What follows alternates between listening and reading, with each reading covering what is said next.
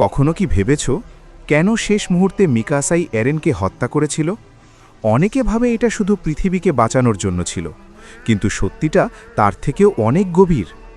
এরেন যখন অ্যাটাক টাইটানের শক্তি পায়, তখন সে শুধু অতীত না, ভবিষ্যতের স্মৃতিও দেখতে পারে। মানে এরেন অনেক আগেই জানত শেষে কি হতে চলেছে। সে জানত একদিন তার সবচেয়ে প্রিয় মানুষ মিকাসাই তাকে থামাতে বাধ্য হবে। ভাবো তো, যে মানুষটাকে তুমি পৃথিবীর সবচেয়ে বেশি ভালোবাসো, শেষে সেই মানুষটাই তোমাকে হত্যা করবে, আর তুমি সেটা আগেই জানো। তারপরও এরেন সেই পথটাই বেছে নিয়েছিল, কারণ হয়তো সে জানত এই পথটাই একমাত্র উপায় যাতে টাইটানের অভিশাপ শেষ হয় আর পৃথিবী আবার শান্তি পায়।